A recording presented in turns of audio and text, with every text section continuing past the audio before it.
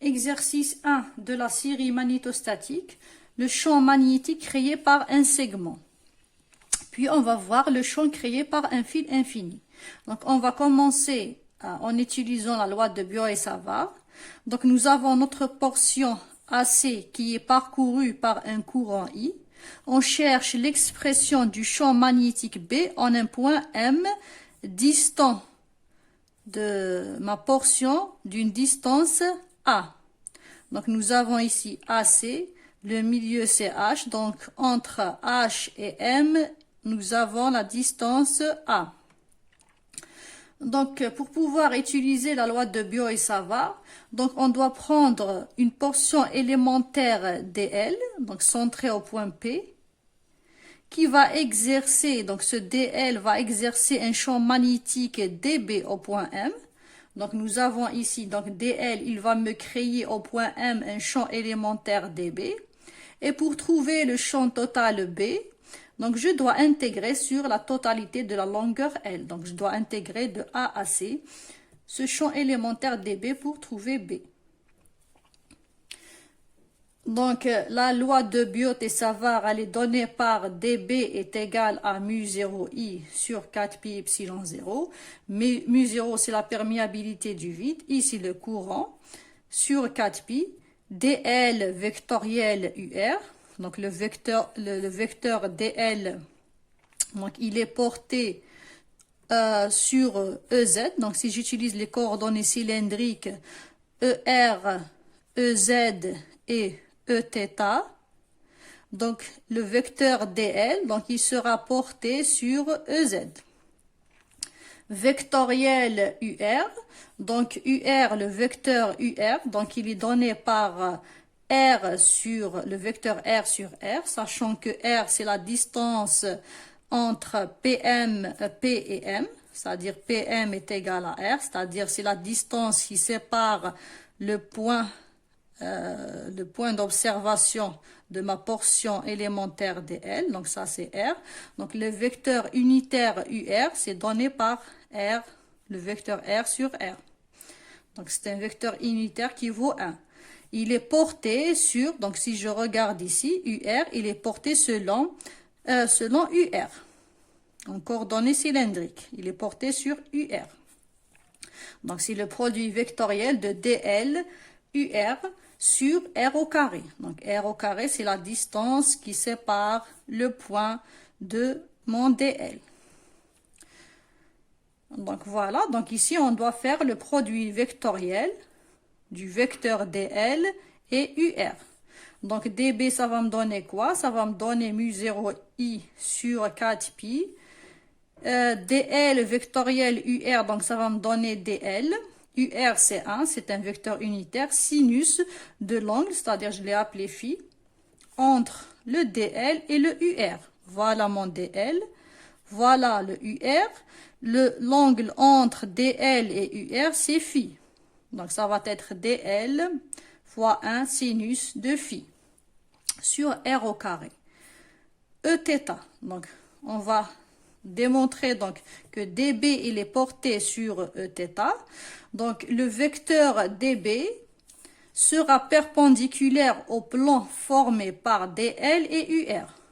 Pourquoi? Parce que donc nous avons ici un produit vectoriel, donc dl vectoriel UR, le résultat, donc il sera perpendiculaire au plan au plan formé entre dl et UR. On sait que dl il est porté sur EZ, UR est porté sur ER, donc le résultat dB il sera porté selon Eθ. Donc en coordonnées cylindriques, ER, Eθ, EZ, il est porté sur Eθ bien sûr. Donc le champ total B aussi il sera porté sur Eθ. Donc le vecteur B il va être égal au module de B porté sur Eθ. Pour déterminer maintenant le sens de B, on peut utiliser soit la règle de la main droite ou bien la règle du tire-bouchon. Donc ici, on a expliqué la méthode de la règle de la main droite. Donc si on prend la main droite, nous avons le pouce ici, le pouce, qui va indiquer le sens du courant et le reste des doigts va montrer le sens de B.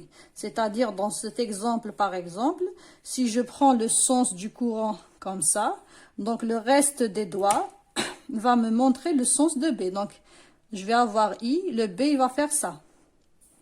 Donc il va faire ça. Donc le sens de B, il sera donc, voilà le sens de B. Donc il va être entrant ici. Et là, il va être sortant. Donc, je suis en train de voir la flèche de B. Donc, le B, il va faire ça. Par contre, si j'ai un courant qui descend, donc je vais avoir I en bas et le reste des doigts, donc va me montrer le sens de B. Donc, il va être dans l'autre sens.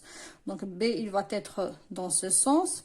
Il va être sortant ici et entrant par là.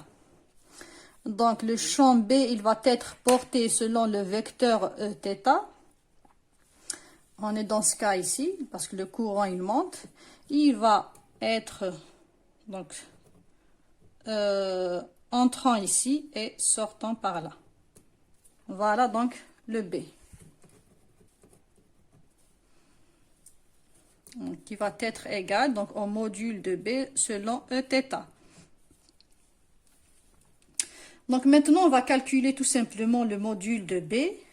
Donc le module du champ créé par ce segment AC. Donc on va tout simplement intégrer. Donc nous avons notre dB qui est donné par mu0 I sur 4pi dl sinus de phi sur r au carré. Donc l'intégrale de dB de A à C, il va me donner quoi? Mu0 I sur 4pi, c'est une constante, elle va sortir de l'intégrale.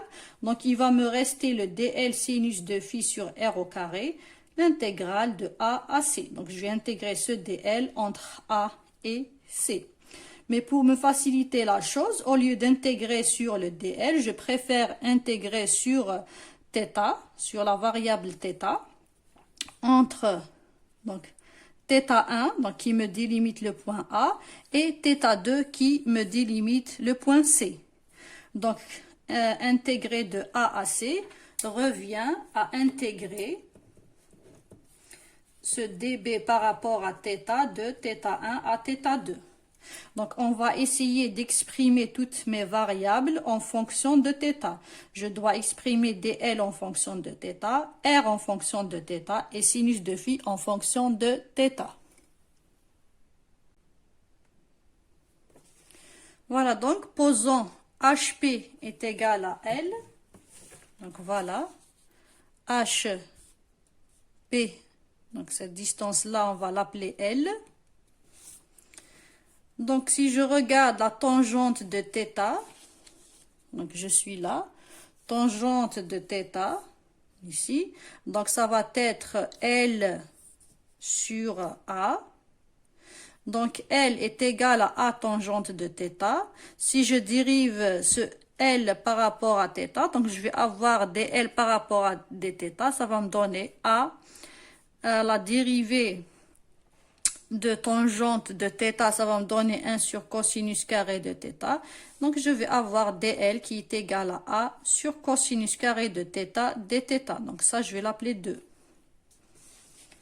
Le cosinus de θ, voilà θ. Donc, le cosinus de θ, ça va être A sur R. Donc, voilà. A sur R.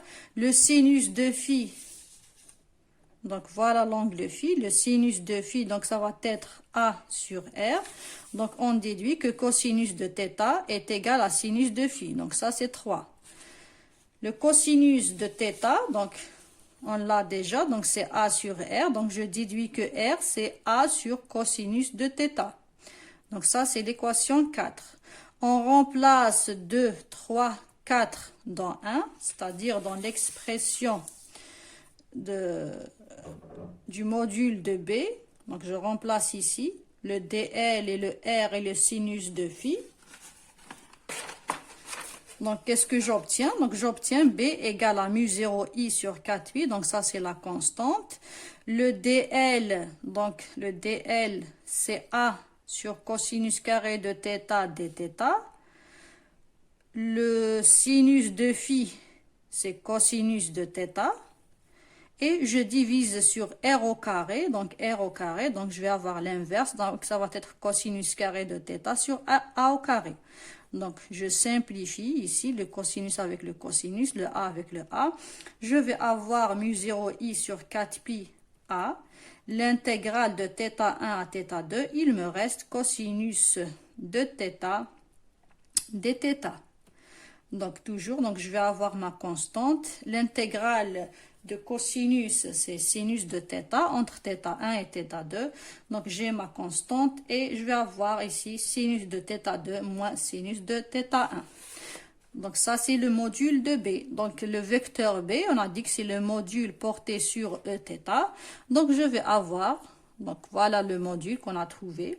C'est mu 0i sur 4 pi a, sinus de θ moins sinus de θ1, porté sur Eθ. Je passe maintenant pour une longueur infinie. Donc pour une longueur infinie, nous avons notre portion AC qui n'est pas limitée. Donc je vais avoir A qui va tendre vers moins l'infini et C qui va tendre vers plus l'infini. Donc dans ce cas-là, le θ1, donc il va tendre vers moins pi sur 2. Donc si je considère ça comme étant le sens positif, donc θ1 il va tendre vers pi sur 2. Et θ2, donc il va tendre vers plus pi sur 2. Donc voilà, donc il suffit de remplacer θ1 par moins pi sur 2 et θ2 par pi sur 2. Donc je vais avoir le sinus de pi sur 2 moins sinus de moins pi sur 2 qui me donne 1 moins 1. Je vais avoir, donc ça va être ma constante mu 0i sur 4 pi a multiplié fois 2. Donc le 2 simplifie avec le 2, donc je vais avoir B en module, c'est mu 0i sur 2 pi a. Donc B, ça va être le vecteur B, ça sera ce module porté sur Eθ. Donc voilà l'expression du champ créé par donc un fil infini. Et là, donc, qu'est-ce qu'on remarque? On remarque que ce champ B, donc il dépend de A, c'est-à-dire de la distance entre le point d'observation et mon fil infini. C'est-à-dire, on remarque que plus A, donc plus le point M est proche du fil, plus, donc c'est-à-dire A est petit, plus le champ il est intense. Le champ B il est intense. Plus on s'éloigne donc du point de mon fil, donc le A il augmente, donc je déduis que le champ B il diminue. Donc plus on s'éloigne, le champ magnétique donc dans le point d'observation il diminue. Donc maintenant, on va trouver l'expression de ce B au point M, exercée par cette ligne infinie au point M, en utilisant le théorème d'Ampère. Donc en utilisant le théorème d'Ampère, donc on doit prendre un contour fermé, donc qui encercle cette ligne, ce fil infini, c'est-à-dire ce courant I. Donc on prend comme contour fermé un cercle centré sur le fil, donc voilà en bleu, le cercle fermé, et passons par le point M considéré. Donc il passe par le point d'observation auquel je veux trouver l'expression de B. Donc voilà le point M. Donc le théorème d'Ampère, donc il est exprimé comme suit. Donc c'est l'intégrale sur ce contour fermé de B dl est égal à mu 0 i. Donc ici, nous avons le produit scalaire de B dl. B et dl donc, sont portés sur Eθ tous les deux. Donc là, il faut faire attention. Le dl ici, ce n'est pas le même dl que dans ce cas-là. Donc c'est totalement différent. Donc ici, donc le B, on a déjà expliqué qu'il était porté sur Eθ. Et le dl ici, donc voilà mon dl. Donc voilà ma portion ici dl du contour, donc tout ça c'est L, et là donc j'ai mon dl, donc le dl il va être porté selon Eθ. Voilà, donc mon dl il va être porté sur Eθ. Donc B et dl, donc ils sont portés sur Eθ, donc si je considère bien sûr les coordonnées cartésiennes. plutôt cylindrique. Donc, ils sont parallèles. Leur produit scalaire, donc je peux l'exprimer comme, donc B scalaire dl, c'est tout simplement B dl cosinus de 0. Donc, ça va me donner directement B fois dl. Donc, avec dl, donc il est donné par, donc voilà mon dl. Donc, cette longueur-là, ça va être l'angle qui la délimite fois le rayon. Donc, voilà le dl, ça va être A dθ, voilà le rayon, et voilà l'angle dθ. Donc, ça va être A dθ. Donc, je remplace tout simplement. Donc, j'ai mon B, donc, qui est constant ici. Donc, je vais le faire sortir de l'intégrale. Donc, il est constant par rapport donc, à cette position de A. C'est-à-dire par rapport à la distance qui sépare donc, le fil du point M qui est constant, qui est égal à A. Donc, je vais avoir B, c'est plutôt l'intégrale de B dl, donc c'est B, l'intégrale de A dθ, et le θ, il varie de quoi? De 0 à 2π. Donc, pour faire le tour, donc ça va être de 0 à 2π. Donc, je vais avoir B fois 2π A. Donc, je vais remplacer l'expression du produit scalaire de l'intégrale qu'on a trouvé dans l'équation 1. Qu'est-ce que je vais trouver? Donc, je vais trouver B fois 2πA est égal à mu 0i. Donc, je déduis l'expression de B qui est donnée à mu 0i sur 2πA. Donc, ça, c'est le module. Donc, il est porté sur le vecteur unitaire Eθ en coordonnées cylindriques.